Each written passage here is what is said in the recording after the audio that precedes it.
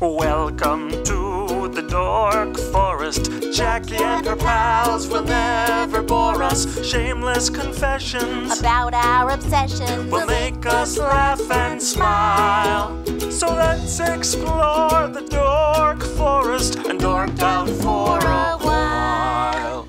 Hey, it's Jackie Cation. Welcome to the Dork Forest. You know the websites, JackieCation.com, DorkForest.com, TheDorkForest.com, FamilyPetAncestry.com.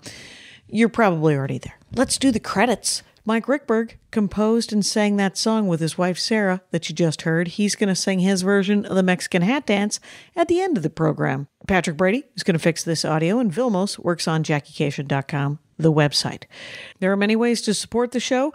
The Amazon link is one. You can use an Amazon link from JackieCation.com or DorkForest.com to go to Amazon. You order like normal, and it supports the show. There is a straight-up donation button, PayPal or Venmo, to this email address that is mine, Jackie at JackieCation.com, where you can just donate to the show if you like the show a lot. I think PayPal has figured out a way to do a monthly. If you want to go monthly, please do. Other ways to support the show if you want to is you can buy merch. There's Dork Forest t-shirts, and all the shirts are union made here in America, so they run a little big. Union Bayside, so if you want to look up their size chart. And then the other merch is my stand-up merch. On JackieCation.com, you can watch me do stand-up, you can look at my schedule, and the stand-up merch, a couple of different t-shirts, a couple of different enamel pins, and all of my CDs and my DVD.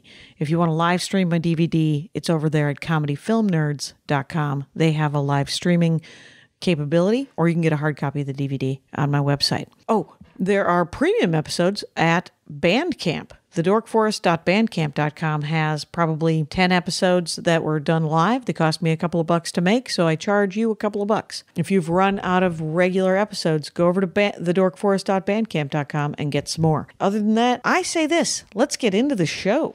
Hey, it's Jackie Cation. I am in my hotel room in Kansas City, Missouri, but we are actually in Kansas right now. We're in Overland Park, Kansas. Whatever, it's a great story. But I'm here with Ranger of the Dork Forest who wanted to be on the show. Attainable goal, people. It's all about scheduling. It's the biggest pain in the ass. Beth Topper, welcome to the program. Thank you. You were at the show me last night. Yes, yeah. I was. And yes, I was. People can follow you on Twitter at Magenta Lady. Yes. All one word. MAGENTALADY. Yes. That's how I would spell it. Yep. All right. So you sent me the greatest list of dorkdoms that I liked. And as much as I love pit bulls, and we can talk about them, okay. I like the idea of, you were like, this is really boring. And I'm like, oh, but I will be fascinated to find out. I don't even know what it means. Color spectrum theory? Well, because you have photo finishing and color spectrum theory. I've worked in photo finishing for 20 years. So color is a big part of that. Yeah. But it's also... Like darkroom? Originally, it was darkroom and like optical processing, which old film. Yeah. You know, that kind of thing where, you know, there was a light bulb and you had to shine the film through to get the paper. No, I don't know what that is. Okay. Back in the old times. Yes. Yeah, when I first started, it was still optical, the film, the 35 millimeter film. Okay. Okay. So what you would have to do is you would have to shine a light bulb or a lamp, basically, underneath the film or above or beside. And what it would do is it would go through the film and expose onto a piece of paper. Okay, a piece of that's photographic what actual developing is. Mm-hmm. Mm-hmm. Yep. So you're in a wait. No, allow me to backpedal to a very simple place. Sure. You're in a dark room. Mm-hmm. There's a light that is either red or blue. I can't remember because you can't see because it's very, very dark. Because you don't want to have light where there is film. Right. Because you need to expose it onto film paper so that then it becomes a photograph. Yes. Why? First question. Why does it not hurt it for it to be a different color light bulb? It's still a very low wattage light bulb. Okay. Okay. So you're still just getting. They're just trying to make you not bump into things? Exactly. Okay. That's all it's trying to do is try to give you an idea of where everything is. Okay. You know, so you are not bumping into it. Fair enough. Some places will, some darkrooms have the glow-in-the-dark tape on things instead of the red light bulb. If it's small enough. Yeah. You know, because when they turn the light on to see something, it'll charge. It'll charge the tape. And so it is also not super bright. So anything bright, if it were bright and a yellow light, a red light bulb, it would still screw up the film. Yes. Okay. Yes. If it's anything, yeah, pretty much. Okay. So what you're doing, you've got the actual tape, the film, whatever roll, or old timey 35 millimeter that you'd put in a camera. You've got the film out. You shine a light through some portion of it with paper on the other side, and that reverses the image. The image and makes an image and a photograph. A positive image. Yeah.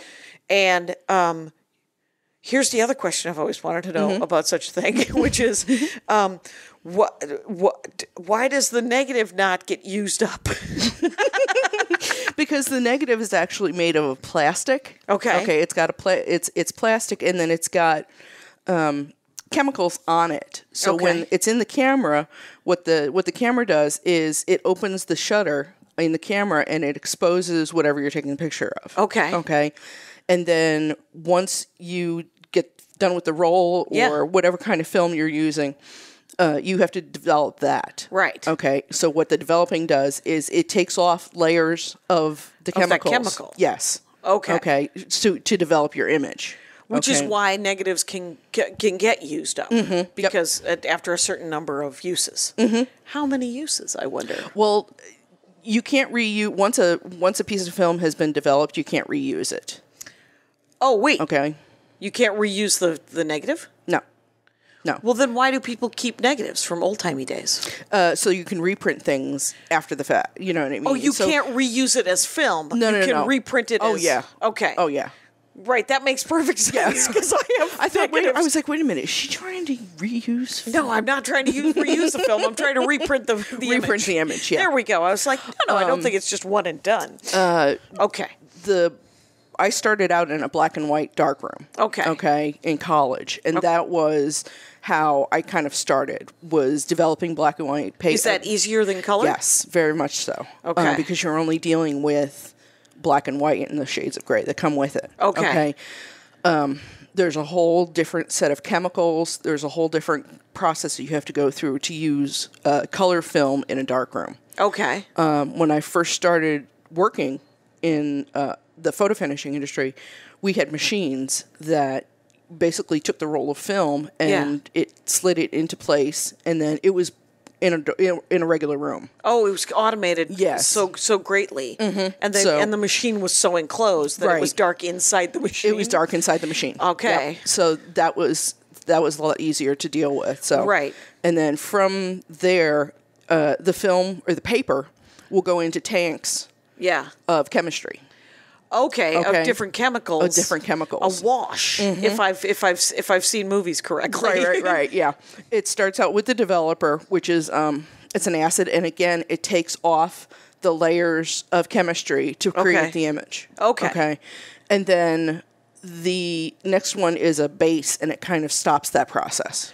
Oh, okay. Wait. So the light goes through the negative. The positive image is imprinted onto a piece of special paper. Yes. Photo paper. That has light its own sensitive. Light sensitive. That has its own chemicals on it. Okay. You put that piece of paper into a wash, an acid wash. Yes. That removes those chemicals in layers. Right. And then you take it out at different. I suppose if you let it in longer, it would do more things. Right. Because the next wash you put in stops that process. Yes. So you can leave it in there too long, and you wind up basically with, a dark brown, or dark piece of paper. Okay. And that's what happens if you if you open up a piece of photo paper in a bright room. Okay. Or, if there's a light. You expose if you open up the back of the camera and it was still unrolling, you will ruin the film. You'll ruin the film. But also, if you open the machine I was telling you about, if you open the light tight part of that machine, it will expose that paper. And when it goes through the chemistry, it'll be black when it comes out the other side because it's basically the light has taken everything off of there. Okay, because the light itself will remove those chemicals. Okay. Once it goes into the baths, yeah. Okay. So, and here's another very basic question about those baths. What kind of paper is it that it doesn't just fall apart? Because you're making wet paper. Right. And then you hang it. It's actually they call it RC paper, which is resin coated. Okay. So what it is it's kind of got, you can almost feel it. It's got a little bit of like a plastic feel to it. Mm-hmm. The new paper, the latest generation of paper. Yeah. Originally back 1.5 million years ago when this all started, it was paper. Okay. Okay. And so you had to be super careful. You had to be super careful with it. Yeah. And now it's just stronger. It's stronger paper. It's meant to hold up throughout, the whole process. Throughout the whole process. How many baths are there? There are at least 2, and then there's wash bath after that. What's the wash baths are just water. Okay. Or water and a little bit of like, it's called stabilizer. Okay. But it's basically just like a wash with a little bit of chemical soap. Okay. You know what I mean? So it's got a little bit of a just to wash off whatever exactly without leaving streaks on it. Okay. Okay. Oh, a little Windex. Yeah, basically. Okay. Yeah. Nice. Possibly vinegar, but probably not. something Right. like that. I mean, they've used all kinds of stuff. Okay. Stuff that you're not supposed to use anymore. Oh, really? Because it's toxic, or when I first started in the industry, they were still using formaldehyde in the wash baths. Right. Mm-hmm. That sounds dangerous. Yeah, I don't know anything about formaldehyde. What is formaldehyde? Formaldehyde is the stuff that they used to use to embalm people. Yeah, that's right. So are they not doing that anymore? No. Are we done with formaldehyde as a people? Yes, I think so. The EPA has pretty much, decided. They're not going to do anything. Yeah, exactly. We're not doing that anymore. So, my ad. I'm about to do an ad. Here it is. It's Rangers. It's an ad for Native Deodorant. If you go to nativedeodorant.com and enter in the code DORK, you get 20% off your first order. Native Deodorant, it's a natural deodorant that is made without aluminum, without parabens, and they use ingredients found in nature, like coconut oil or shea butter. Shea butter? I've seen it written only. And tapioca starch, which absorbs wetness. So deodorant and antiperspirant a little bit, right? So all the ingredients are sourced from around the world, but they're thoughtfully sourced, right? So, and there's no animal testing, there's free shipping and returns, and then it's all assembled and made in the United States. There's simple ingredients. I got the lavender deodorant because I love lavender. It's supposed to be very calming, and quite honestly, I could use it right now. There's no aluminum, and aluminum may be linked with some serious health ramifications, including breast cancer and Alzheimer's. It comes in a wide variety of scents for men and women. Plus, they release new limited edition seasonal scents throughout the year. They also offer an unscented formula and baking soda-free formula for those with sensitivities. There's coconut and vanilla. There's lavender and rose. I got the lavender and rose. It smells great. Cucumber and mint. And eucalyptus and mint. Eucalyptus and mint sounds like it would caffeinate me. No risk to try. You offer free returns and exchanges in the United States. You can subscribe and save 17%.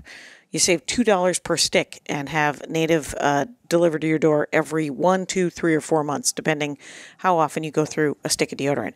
I've been using this one for about 2 weeks, and I really like how it smells. So if you go to nativedeodorant.com, put in the code DORK, you get 20% off your first order. Let's get back into the show. Is there also cyanide? Was there also cyanide at some point? I don't. In the development of there might have been at one time, because I think I read a book about someone killed somebody with cyanide that they had gotten because of photo finishing. Really? Yes. Now.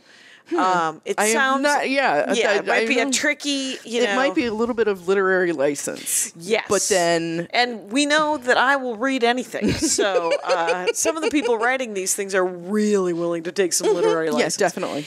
But you would be surprised at the amount of research that's gone into some seriously mediocre writing. I don't doubt, because they think that they're all writing the great American novel. Well, and they're really good at research. Very true. And not great at Oxford commas. Yeah, that's true. It could be that that's their strong suit. Exactly. And they should have been an English teacher, not a novelist. Right. Because sometimes I have read, in the last couple of years, I've read so many romance novels, and I keep some of them because some of them are actually well written and they are very sweet, or they have they're nice tear jerkers or something that I thoroughly enjoy. Yeah. But sometimes they're so poorly written that I will finish reading them and I will throw them in a corner. And but that could be true of anything. Yeah. I have never kept a Zane Grey novel in my life. I've read a lot of them. Yep. Because I liked Westerns at one point. Right. And I've kept many Louis L'Amour novels. But I did not keep any of the Zane Grey novels because they're terrible. The Zane Grey ones are the library ones. You get them from the library and then you bring them back. You bring them back for sure. Because who doesn't want to see... Here's the thing about Zane Grey. Zane Grey described... the landscape ad nauseum. What's his name? Louis L'Amour did much better character work. Right. And the characters were not... there was probably 6 in all of his 60 books. Right. There was the lone guy who helped people. Right. And there was a variation on that theme. And then there was some noble ladies. Who were tough, but they were also very sweet. Yes. It's fantastic. Anyway, so there's... And at that point, you could do that where you had the archetype or the stereotype. Right. And it could... still exists. The names change, but the story stays the same. Right. Yes. The names change, but the story and the characters stay the same. Exactly. But it's a story I like. Who doesn't like Star Wars? It's a happy ending. It's a happy ending, which is what I'm usually reading a book Which for. is what you look for, is escapism. It's true. So now we have touched briefly on photo finishing. What is color spectrum theory? I could go a million years on photo finishing. Well, and we will probably get back into it. Yeah. Color spectrum theory, there's a color wheel, okay, which basically has all the primary colors and all the secondary colors on it. Okay. Okay. So primary colors are red, blue, and green. Right. Okay. Which is the RGB. Right. That's it. So anything... Roy G. Biv? Roy G. Biv. Yep. Okay. So that's red, green... No, I'm sorry. Red, yellow... RG... I can't remember. I'd have to write that down. I is indigo. Indigo, and which is V is violet. Violet. Because indigo is more of a rich blue. Okay. Okay. That's got a little bit of that kind of almost violet undertone. Okay. And then there's violet, which is the violet, it's the vibrant color that you're kind of thinking of. Okay. When you think of, if you kind of think of purpley. Yeah, it's any of those streams of purple have violet in them. Interesting. Okay. So, so the color wheel, though, is RGB. It starts out with RGB. Okay. Yeah. And then there are, on the other side of the wheel, there's the opposite pole of that, for lack of a better term. Yeah. Okay. So the opposite of red is cyan.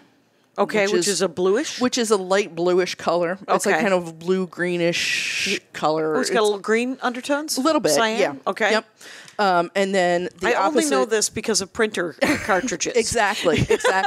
And that's where... That's where it came from. Exactly. That's where a lot of people... It starts. You know what I mean? So red, its opposite is cyan. Mm-hmm. Yeah. The opposite of B, the blue... Yeah.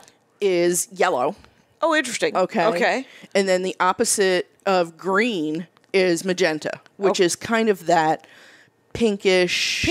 Yeah, it's a darky, pinky, purpley color. Okay. So, hence the magenta lady. Hence magenta lady, you guys. I'm here with Beth Topper. Yes. So that's where, and then from those, everything else kind of goes through. Mm-hmm. Okay.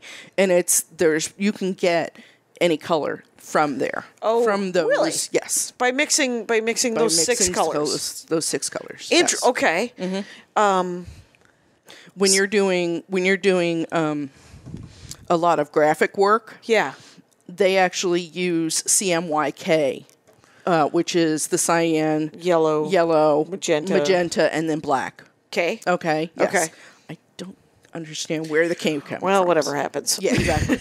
So, And I'm gonna get messages on Twitter. Oh, going, I'm sure somebody will be like, well, actually, guess what? Everything that you have it's my said favorite is part of the Dork wrong. Forest, though, is, Exactly. is the 7-paragraph. No, this was a great episode, but I will tell you that the history Exactly. of black and the K is because of Exactly. a guy named Kelly. And you're like, well, good to know. That works. Because I actually am interested. Yeah. I'm really hoping that this cord makes it all the way to my coffee. 1 second, please. Sure. It's not going to. No, it's not. Because you have to have coffee or water when you're doing something like this. Like a beverage. Yes. Because you get dry when you talk so much like this. You get dry, you guys. If I named the Dork Forest episodes, I would call it You Get Dry. That may wind up being the name of a Jackie and Laurie show. Exactly. You get dry. You get dry. Anyway, so color spectrum and theory. So what's the theory? The theory is that... We have the spectrum. Right, you have the spectrum. Theory is that you can use colors to affect mood, okay? To affect advertising, to affect... Feng Shui. Exactly. But advertising is the capitalist version of Feng Shui. Exactly. Right. You can make fun of Feng Shui all you want, but you can't make fun of advertising because they will sell you shit. Yeah, exactly. The way that it also works is there's warm colors, which is the red, the orange, the yellow, that kind of thing. And then there's cooler colors, which is blue, green, that's cyan color. Yeah. So you'll notice that a lot of advertising is bright, warm colors. If they're, if it's exciting, they want to create excitement. Right. That kind of thing. Now, what's the difference between this and primary colors? Primary colors? Yeah, because primary colors are primary, right? Right. And then this is a color spectrum. This is color. This is a color wheel. Yeah. Which is more of a graphic design term. What are primary colors? Is that a kindergarten term? What's happening? Kind of. It's more of. It's a way to classify those colors down to a smaller. A little bit more understandable. To simplify. Exactly. Okay. But that's pretty much where everything comes from. Is that primary color? Okay. Which is red, yellow, and blue. Right. Red, yellow, blue. Yeah.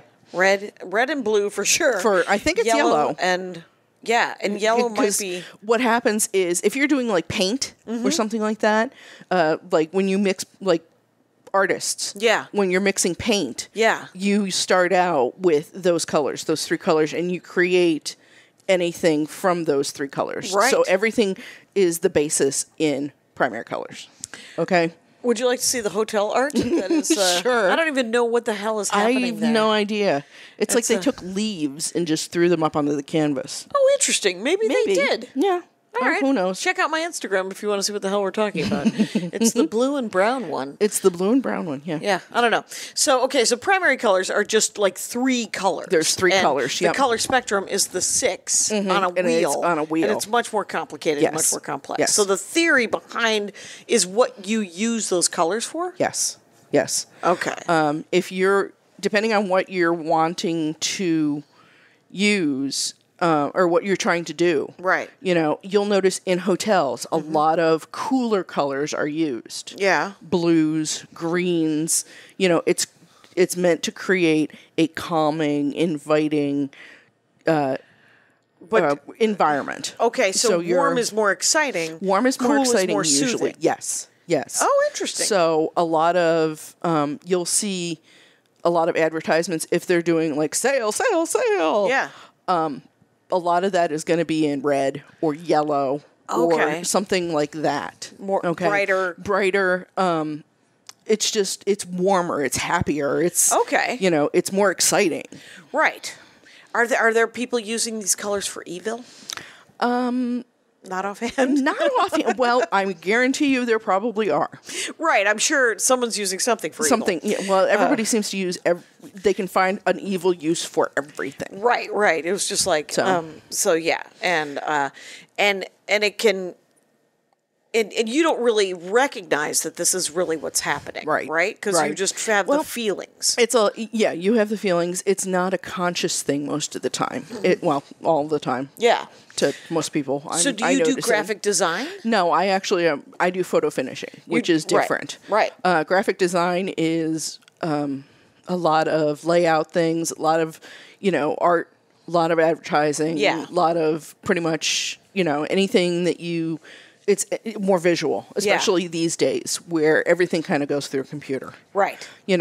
Artists obviously still use paint and all kinds of other mediums. Right. But anything that is advertising or even like mixed media things, that's usually graphic design. Okay. So, and everything from posters to advertisements, again, to engineering schematics, that kind of thing. Okay. That's a very, very, it's a different weeding off kind of thing.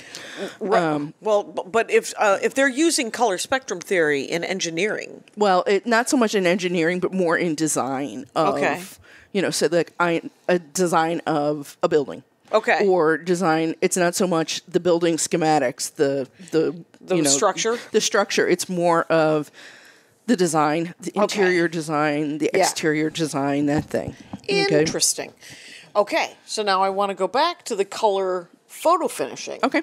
Because that's clearly more like if you do it by hand, it's obviously much more complicated, right? Yeah.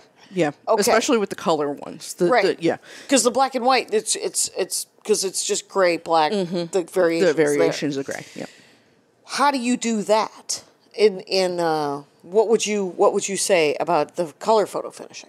The color photo finishing, I didn't get into a whole lot, the manual version of it, because again, it is so complicated. Right, and there's that machine. Plus the machines, the machines have made it automated to the point where it's almost industrial, for lack of a better term.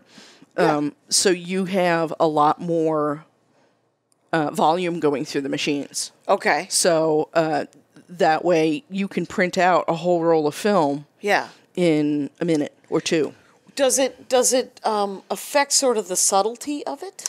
It must, right? Not really, because the technology has gotten so good that you can tweak. And that's what I do. That's actually what I do is with the machine and with the machine that interfaces with the chemicals. It interfaces with the computer because what it does now is instead of that light bulb with the film going through it, everything is computerized. So the way it goes through is everything is computerized, and there's a laser that exposes onto the paper. Okay. The light that they're using is a laser, like a laser, which is much more specific and pinpointed, kind of thing. Yep. Interesting. So the images are sharper.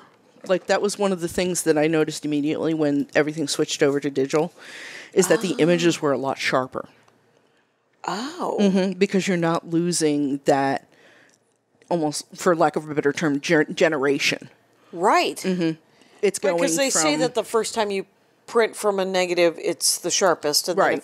Okay. Anything, So it loses. Like if you were to make a copy of a photograph, when you print, if you make if you take a picture of a picture, it's not going to be as sharp as the actual original. Okay. So, but with digital, every print should be exactly the same. It should be. What it has is the images will come to me. Yeah. Okay. At my desk. You will be sitting at a desk. I will be sitting at a desk with a computer. With a computer. Okay. Yep. The company that I work for is large enough that everything comes through their servers. Okay. Okay. So customers all over the country will send us pictures from their computers to our computers. Okay. And then the images will come to me. Yeah. At my desk. And what happens is I will look at the image and it will need to be adjusted. In some way, shape, or form. In some way, shape, or form, color-wise and density-wise. So that's light or dark. Okay. Oh, density is the darkness and lightness of and, the... contrast. Contrast. Okay. Dark, light, contrast. Okay. So, because cameras don't see they see colors very linearly. Yeah. They don't do a lot of color adjustment. Our eyes color adjust automatically to different lights. Okay. Different kind of light. Okay. So if you're in the sunlight and then you immediately go into the shade, your eyes will adjust for that. And they'll do it quicker than they'll do it. Cameras won't do that. They're not that smart. Okay. They're not smart enough to adjust for that on the same level that our eyes will. Right. But they are kind of getting better, though, They're getting better, yes. Right. They're getting much better. But are they just, with a camera, it's 2D, right? So it's just, they're registering images. Right. So what happens is, different kind of light has different temperatures. Oh, and that's what they're taking pictures of? That's where they're taking pictures. So if they're taking pictures in some place that's got fluorescent lighting, that's going to wind up being like greenish. Because it's hot? Because green, that's the basis for fluorescent is kind of a green look. Oh, weird. Okay, and then like incandescents or the new LED bulbs that are balanced. Yeah. They have more of that. They have more of a warmer. If you go into the store and they have daylight bulbs, and then they have cool white, and then they have that kind of thing. I have never been able to figure out what the hell they're doing. Right, daylight is going to be accurate. The warm bulbs are going to be you use most in a home enviment. Daylight. No, the soft whites or the daylights. Okay, depending on what you're wanting to do. I always buy the soft whites. I don't know why, but I like the word soft. Right, you like the soft white, and then if you like the way it looks, you like the way it looks. Hey, some people want daylight bulbs in their house. That's great. Some people only want... And are daylight bulbs just brighter? They're a little bit brighter. Okay. Yep, they're a little bit more...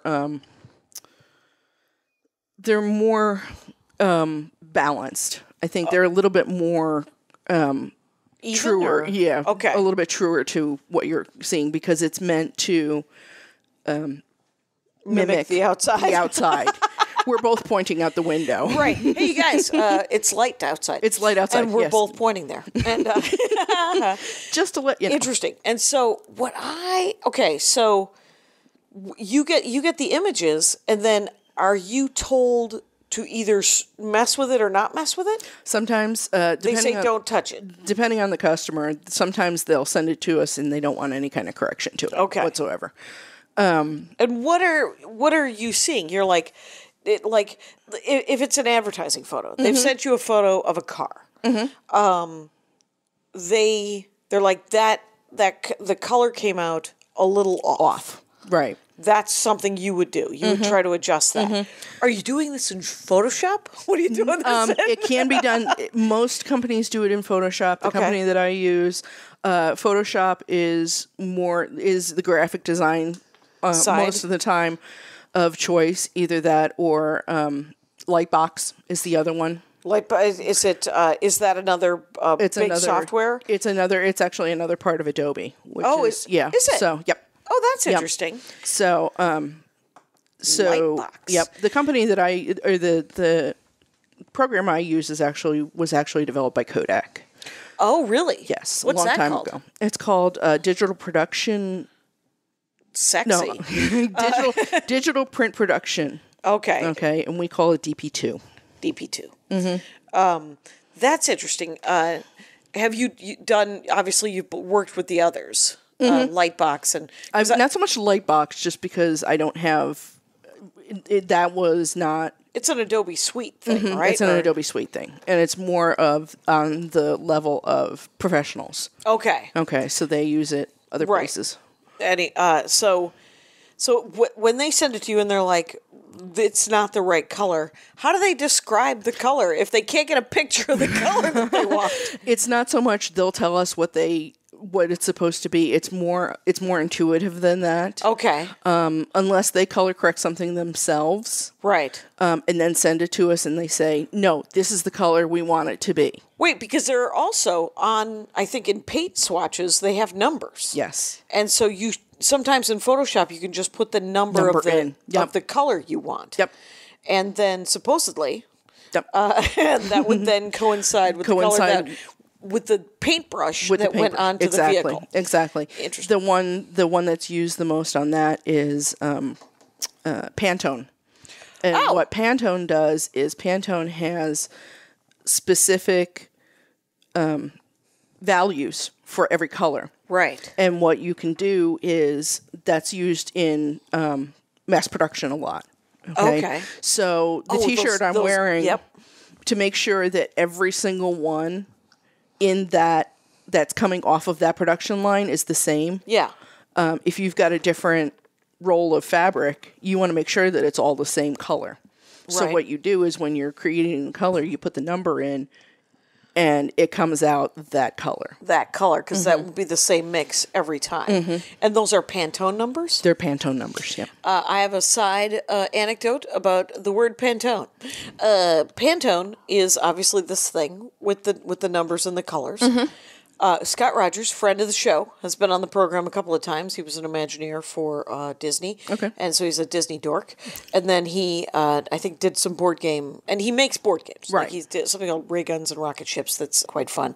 He just published a new game called Pantone. Oh, wow. That was, the Pantone company was like, could you make a game with color swatches?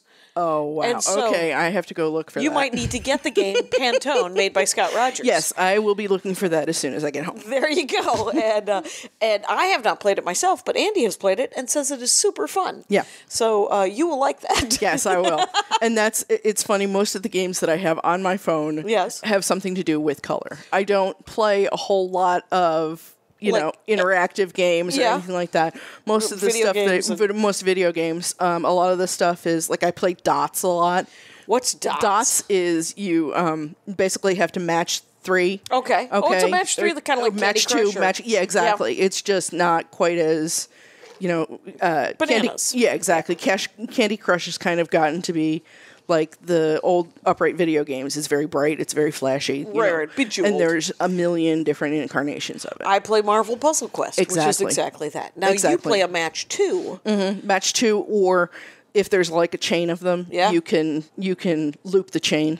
Oh, it's more of a draw on the thing to connect things? It's like Bejeweled meets Snake. Oh, okay. Okay. Oh, I see. Going back 30 years. Yeah. Who doesn't love Snake? And you can still find Snake out on the internet. Oh, too. Snake's there. It's boring still. Still a terrible, terrible game. Exactly. And you have to use your hand. You have to use the keyboard. The keyboard. You still have to use the keyboard. I know. Nostalgia, it isn't that strong. No. It's not strong enough for me to play games that I didn't like when they were first out. Yeah. And it's the funniest thing because everything has changed so much. Yeah. In the last 30, 35 years. Just in the game, from cell phones to computers to the photo finishing. The technology is even jumping. Even since I started in 1998. Right. It has completely changed. Yeah. It's completely changed. The company that I worked for originally sold cameras. Okay. Okay. And the cameras, I remember getting our first digital cameras. Okay. Okay, when we first started selling digital cameras. Right. Okay. Right. And I think when the first digital camera I used was in 2003. Mm-hmm. Mine was 2004. Yeah, 2003, 2004. And it was probably either... and the pixels weren't that... No, it was probably either like a 3.2 pixel. Yeah. Or like a 1.4 or something like that. Right. It was low. Because what are they now? Anywhere between 10 and 15 and 20, and those are the, Yeah, the top of the line. The top of the lines. I mean, I just did a photography episode. The one, like 2 before this, was with Matt Oswald, and I forgot to ask him what his pixels were because I'm so used to digital cameras now. Exactly. Because he's a photographer, and I was like, at one point, I did ask him if he used film or digital, and he was like, well, digital, obviously. Right. But there are but still holdouts that right. will not get digital cameras. Right, but the pixels have changed a great deal. Absolutely. Because even on my phone, I think it's at least a 3. No, actually, most of the time, I have kind of a medium grade phone, and the camera on it is a 5 megapixel. Okay. So they're getting. I don't know what the newest iPhone one has. I want to say it's like an 8 or a 10 megapixels. Wow. So it's meant to be, Yeah. It's the cell phone better cameras. than original digital cameras were. Yes. And so what are regular, like film, what was film pixel wise? Do we even know? No, I don't know. Because I don't know that they measured it like No, they that. didn't measure it like that. Pixels is something completely different. Because it's a tiny dot. Because it's a tiny dot. It's like on a computer screen. Exactly. It's if you've ever looked at like an old television set, they had the little bars that were like different colors. If you were really, really looking at it. Yeah.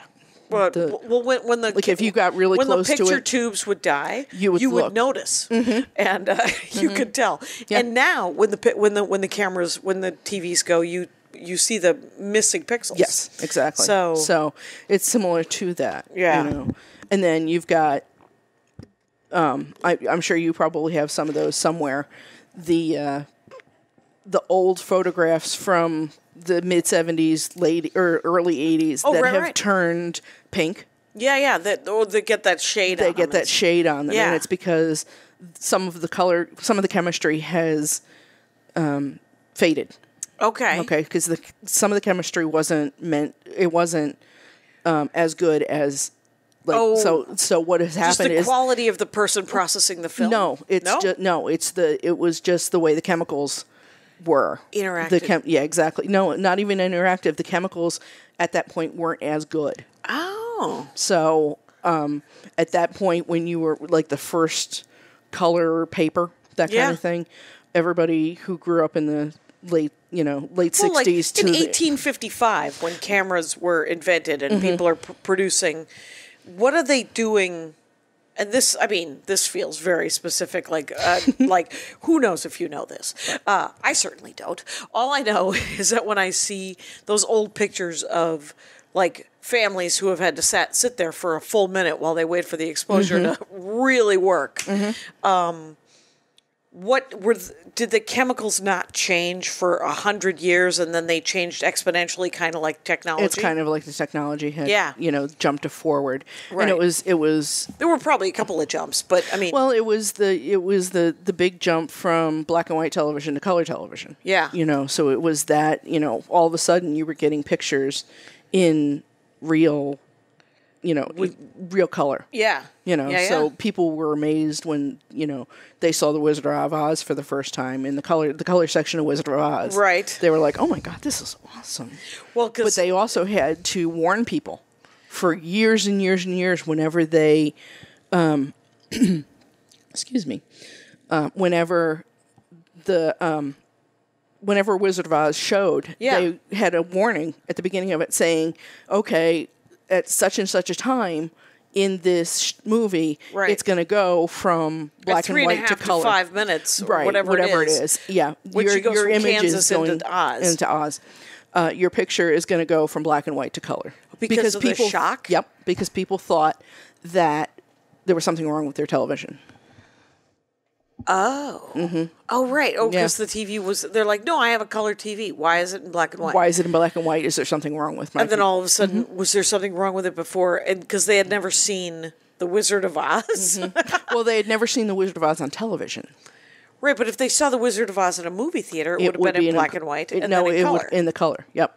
But because the technology in the televisions at first was only black and white, they couldn't show the color. It wasn't really in color ever. Right. Because the first time they showed it, because Wizard of Oz came in 39? something like 4 or that? 5, something like that. Yeah. And then and television common in the 50s, obviously, Mm-hmm. right? And they were all black and white.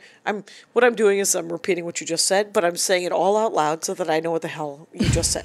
You're saying it in I'm mansplaining. What is it in like Captain Dummy speak or something like that? I'm just reinventing the goddamn wheel. Here Right, we go. exactly. It's they showed it on black and white television, but only in black and white because they only had black and white television. And so Yes. then when somebody bought, because I remember Happy Days, there was an episode of Happy Days where they couldn't afford a color television, but they could afford this thing that they could put over their screen that had the top was blue and the bottom was green to make it wow. look like sky and grass, and it was, and then they put it in upside down. It was a sight gag, you guys. Right. Anyway, so I don't remember that one. So, well, but there was, it was a bit- even as long as late as the 80s, I remember there was an episode of Moonlighting. Mm-hmm.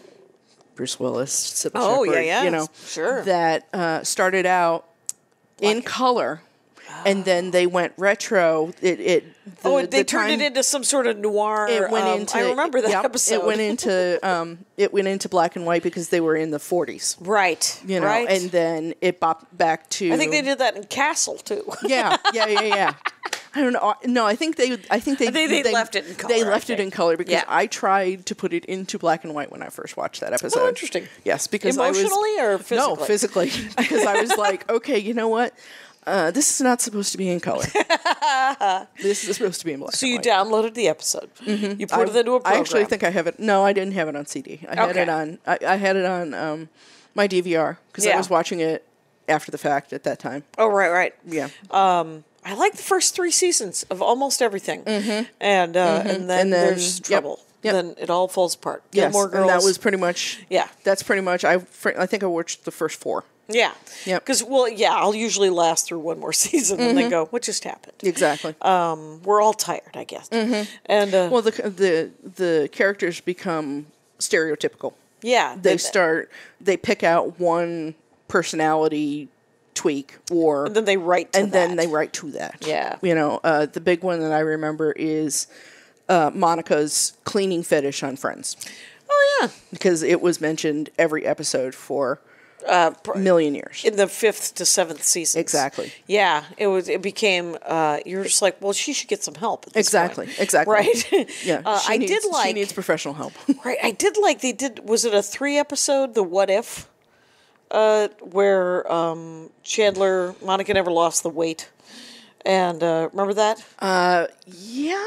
And it was Again, I think Friends was one of those ones where I watched it. I watched like the first 5. I only watched in syndication, and it was a time when I was on the road so much that I would consume probably 3 or 4 episodes a day, and I would come back to LA and talk to a friend of mine, and at one point I was talking about Friends so much she was like, "It's almost like they're your friends." And I was like, I have a think they friend who I work with, and she is going to be berserk because she's like, "That's going to be wrong. That was that season."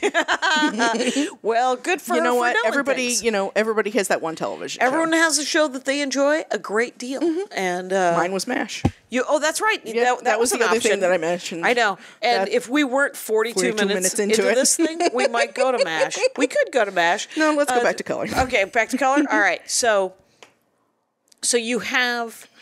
So what happens is I Yes. have this Thank you. program on my computer at work, and I manipulate the color to a lab standard. Lab standard. So a lab standard, basically, it's three people on a picture, in the picture. Okay. On a white background with, white t-shirt, black t-shirt, gray t-shirt. Okay. And it's a white girl, a black guy, and an Asian guy. Okay. Okay, and they stare at me all Right. day. So. So all it's right. like, yes, exactly. So you can imagine somebody staring at you like a creeper from my your monitor computer all day. all day long, and that's sort of the screensaver on your. That is up on the. We're supposed to match all the skin tones to one of those or to like a similar. This cannot. This is going to be a racially charged No, statement. not so much. Not It's, so much. It's just It's meant to be a guide. It's not meant to be Right. Everyone, know. obviously, we're all different varying degrees of pink and brown and black and yes. and As color. I'm very, very pale. Right. Translucent. It's I call it skin milk. nice. Or dead turkey skin, one or the other. Don't do dead turkey No, skin. skim milk works. Exactly. Seems much more flattering. Exactly. Nope. Because it's almost translucent and Yeah. with a blue tint. So that's skim milk. Which is a nice blue undertone. Exactly. Of, I have a tiny amount of olive undertone. The rest of my family, much darker Armenian kind of. I got all the Irish. You got all the Irish. yeah, and then- that's what this is all Irish. It's pretty Irish, and so, but so literally, those are the colors you're supposed to match. The Very t-shirt close to colors, it. the clothes colors, the skin tone. Yep, making sure that any black picture in the picture, Yeah. t-shirts, uniforms, anything Is this like sort that of true black is of that true shirt? black. So there's not a color cast to the black shirt or the white background, Right. Or kind of just a standardization to make sure. Yep. Right now So we're people doing know a what they're lot getting, I guess. exactly. There are a lot of right now we're doing a lot of dance recital pictures. So Weird. Just come in off the because stuff that comes into work is whatever. it's all professional photography. So okay, so they clearly took pictures of some dance recitals, and they're like, "We would like these." And so, do you have to color? Yeah, we color correct.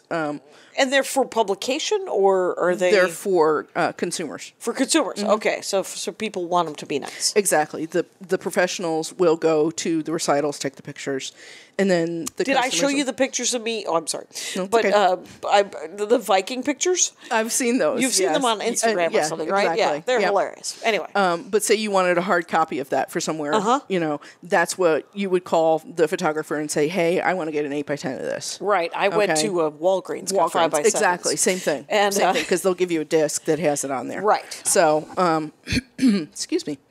So we do a lot of work that's things like that. But full on professional, like someone's hired them to do headshots and stuff like that. Seniors, weddings, Okay. a lot of school sports, schools, yearbooks, that kind of thing. Right. So a lot of customers that do yearbook pictures. Okay. So a lot of people that do community sports pictures. I will say this: the Viking portrait studio that Andy and I went to in Reykjavik was amazing, and the old timey cowboy pictures that we went to in Deadwood were terrible. Oh yeah. Terrible.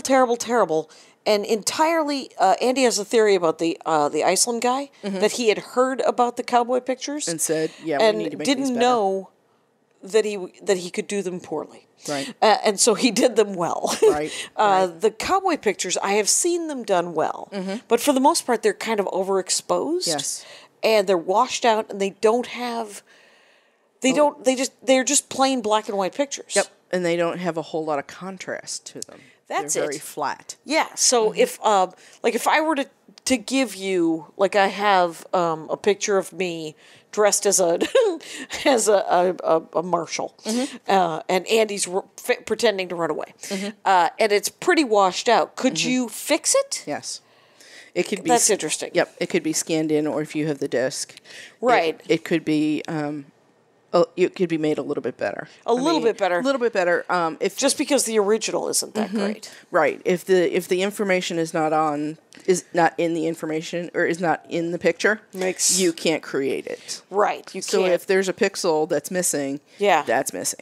You know, Well, you that's can't- interesting because I did take. There's a picture of my dad when he was about 14. He he liked bodybuilding, and so he greased himself up when he was 14. And there's a hilarious photo of my father flexing, and he has tiny legs. He has chicken legs, but he's all muscular on top, and he's wearing like black swim trunks.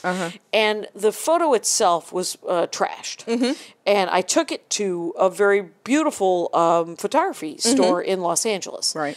And I was like, "Is there anything you can do?" And he goes, "Of course, I could fix this." And he created this amazing, and he fixed that, and he fixed a picture. I don't know that I had the original of my great uncle Haji, but there was there were a couple of pictures where he did create pixels out of nothing. Well, you can do that if you that's a Photoshop thing. Okay. You have a little bit more. But essentially, you're just sort of creating you're more graphic designing. It's more graphic design. It's restoration. Yeah. It's a restoration thing as opposed to like a graphic design thing. Okay. So, but they are kind of intermingled.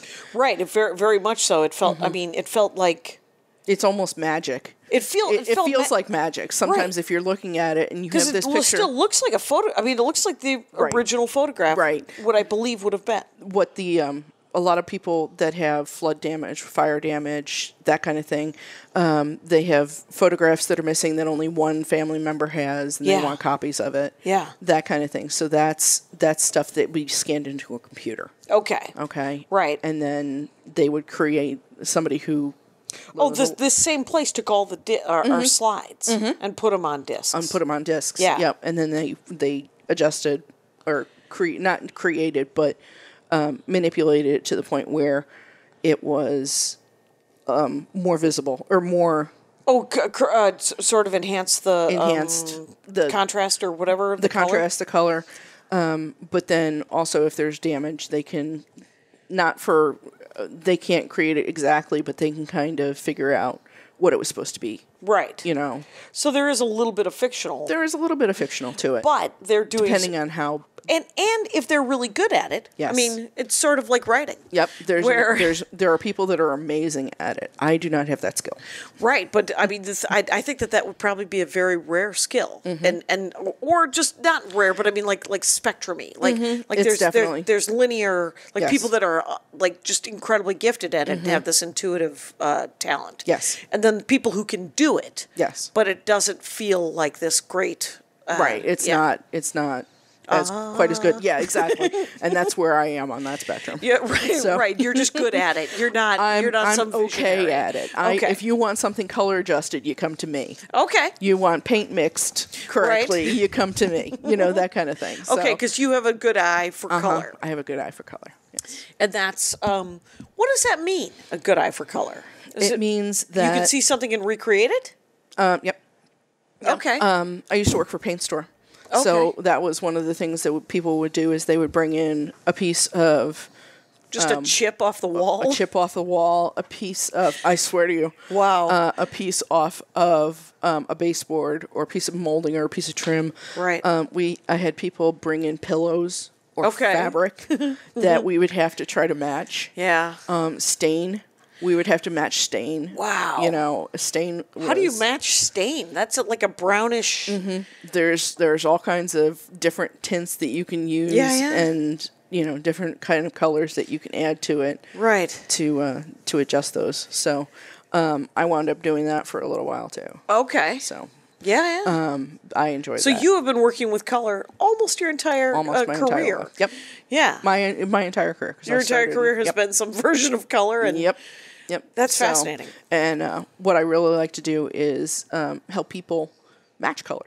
Oh. Like go into their house and, if they want to redo a room. Yeah. Say, okay, what do you want to do with this room? Yeah. Okay, well, you have this comforter that you really like in your bedroom. Yeah. You can take a piece of that color, and instead of just going white or tan or beige or whatever, you can create a feeling with that. That. Yeah, so that's more of a... Well, because we have these quilts that Lisa Allard, quilting dork, actually, Andy had a couple of his great aunt's quilt, and we asked if she would actually quilt them because there was just the quilt cover and that she had put together. Right.